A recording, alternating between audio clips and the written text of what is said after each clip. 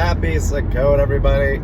I was playing my little baby, my Sukkot song. And the Sukkot song was the very first feast song I kind of ever wrote. And then I decided to write one for every feast, even the minor feasts.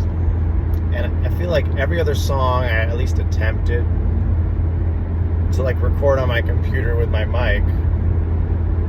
But the Sukkot song, which is probably my favorite, I've just got some random recordings. I'm like, I'll do it with the baby. And I'll do it standing. And I realized I couldn't play the tambourine very well while standing. With my right foot. My right leg supports the guitar piece. So that's when I started doing the tambourining. I'm like, well, I can't really keep rhythm. Well, yeah. Too much multitasking. I'm a man. Man can't multitask. But Isaiah really likes the tambourine usually, but usually I'm sitting and playing it. And I'll come over and I'll play with the tambourine. I wanted to show you that, but I failed. But hopefully you got the words. That's what matters. And I really like what I wrote, so I'm going to talk through the meaning, which I've never done before with any of my songs. But it's not your standard Sunday worship repeating chorus kind of meanings. There's actually some depth here, and maybe I guess the writers of those songs could make some arguments too. But I mean, there are good Christian songs, but a lot of them are just like Daddy, Father, God, over and over again. So it's a Sukkot song, of course. So Join the Pilgrim Road is about the 3 pilgrim priests. So a lot of Israel would be scattered. Even when the kingdom was united under David, even before there was a temple, there was a tabernacle, and so they would still travel. So Jesus did. We have a picture of this every time there's a feast. Especially reading the book of John, he makes the point to go. He makes the point to go to the feast, especially these 3 pilgrim feasts. 3 pilgrim feasts are Passover, Shavuot, and Sukkot. Join the Pilgrim Road, friend. The festival is near. So, festival. What festival? Sukkot. And the next verse it says, join the Pilgrim Road, friend. The ingathering is near. So the ingathering is it's the one you didn't miss. Sometimes you could miss a feast, like Passover. You could make it up. Like if you were unclean, you could come a month later. There was a second Passover. I always think of the Lord of the Rings. Yes, but I've heard of a second Passover.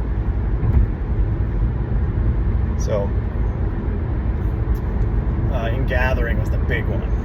It still really is the big one today. Like if you ever go to Israel around this time, everyone's got their sukkahs built outside their house. So they at least eat a meal in them. Now with a baby, I'm not living in a tent. The first time I did Sukkot, I didn't know what he was doing.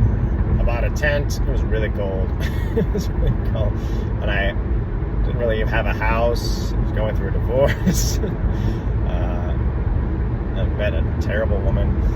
But I was sleeping in a tent by myself outside my parents' house. And they were like, boy, this guy has lost his mind. He's going through a divorce. Sleeping in a tent. But it's a good time.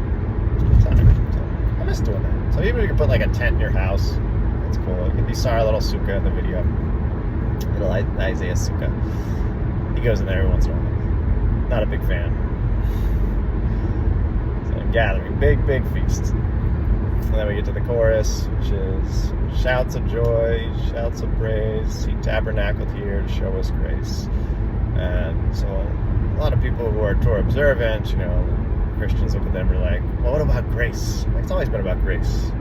Abraham was saved by faith and grace. It's always been faith and grace. Even those in Judaism, I think, believe that, in their heart of hearts, it's nothing you can really do. We just believe you should be obedient to your covenant. It's faithful obedience is what I call it. That's not a work. I don't believe being faithful is any type of work. Because then if you're not faithful, that means you really don't believe. And you really never were committed.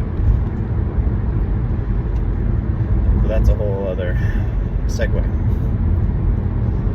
Shouts of joy, shouts of praise, he tabernacled. Tabernacle is another name for Sukkot. It's probably one of the feasts with the most names. Tabernacled here to show us grace. So we lift our hands, or what are we doing? Shouts of joy, shouts of praise, tabernacled here to show us grace. We wave date palms. What is date palm? It's one of the 4 species.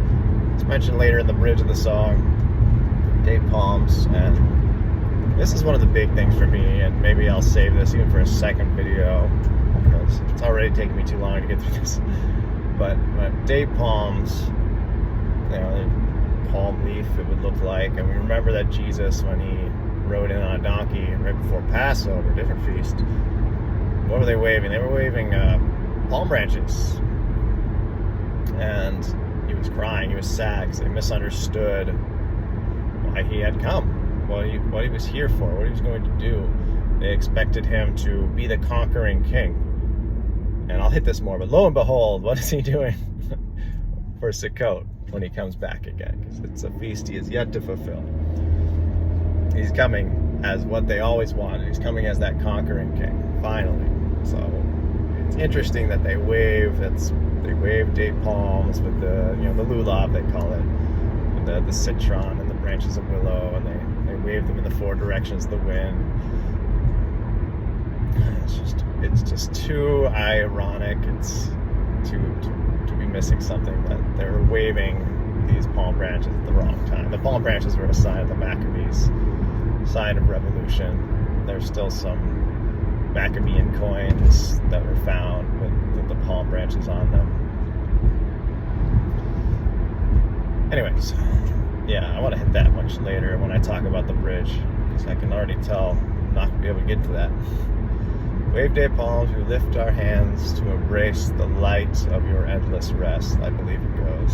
It's harder when you're not singing it. It's the light of your endless rest. You know, that God, when he sets up his tabernacle, his New Jerusalem, it says, you won't even need the sun anymore, the moon, because the glory of God will see so bright. At least in the city, we know that to be true. Maybe outside the city, there'll still be, I think there's still going to be a sun and a moon, right? It's still going to have a purpose. He didn't create them just to destroy them later. Which is showing that his glory is so bright, and that there's this eternal day almost when you're in New Jerusalem. And endless rest, he's always saying, you'll never enter my rest. If you're not faithful and obedient, you're not going to enter my rest. That's a big thing in Hebrews 3. Somewhere in Hebrews. Rest, right? It's a Sabbath, right? An eternal Sabbath is how I think of it. It's a never-ending good time. Light of my endless rest. Wave day palms, we lift our hands to embrace the light of your endless rest. On this feast of Sukkot, we pray Yeshua will lead us home. And that's what he's going to do when he comes back. We think he comes back. There's the trumpet sounds. There's the 10 days of awe, which he's probably doing destruction. He's splitting the Mount of Olives. He's conquering the land. He is purifying it before New Jerusalem sets down. There's a 7-day at least purification need for that. So there's so much sin that has covered the land, and the city can't touch it unless he purifies it with fire. We had the baptism of the world with water, with the flood, and now the fire is the second purification. Yeshua will lead us home. He's the light of the world, the water of life. And I'll end with this, because these are 2 big things about Sukkot. There's a little debate on whether they're actual Torah commands. I do believe the water libation ceremony is. So that was something that would be done on Sukkot.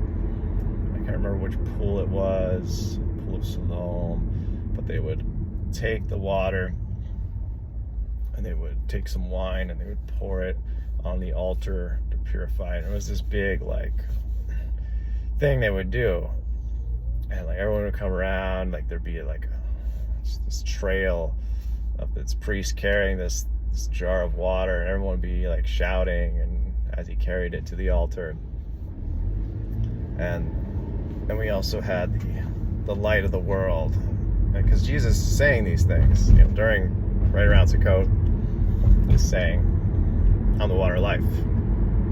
It's like, you guys are so excited about this water, but look at me, I'm letting you know that I'm the water of life. So he's referencing things that are actually happening. Then he says, "I'm the light of the world."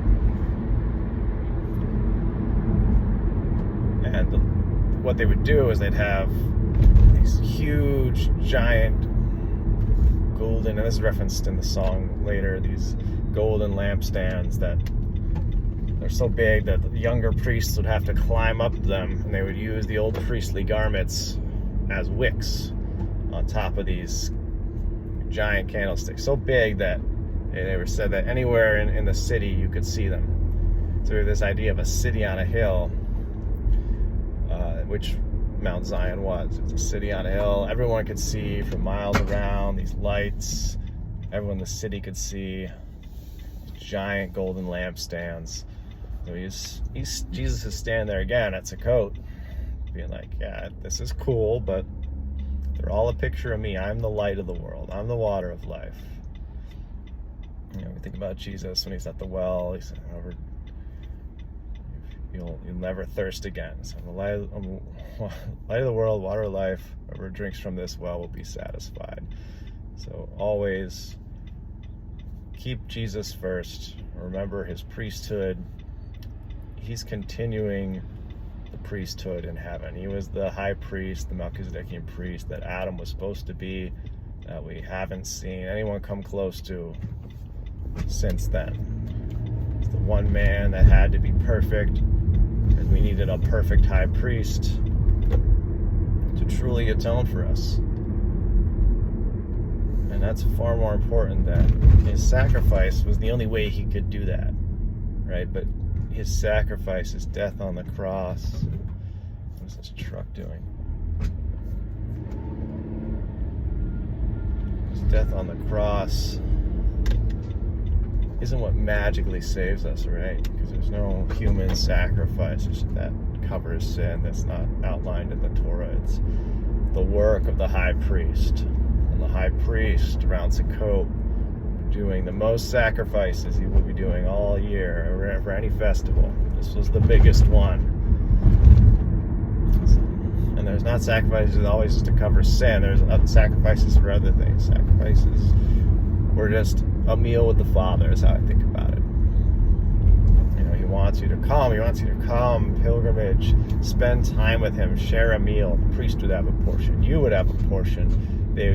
God could literally not eat, especially from an earthly altar or barbecue, if you want to think about it that way, because it was unclean. But I think one day he will share that meal when the world is perfected.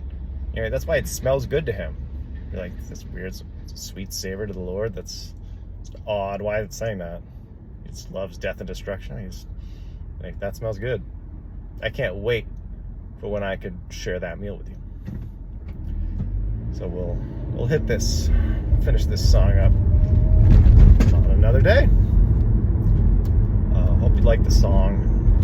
One day I'll get a good recording of that. It's never a good recording with me, but half decent recording at least. Then I can have my complete set of feast day songs. Maybe I'll write some more one day. It's been a little slow with the baby, but that's good. Seasons of life.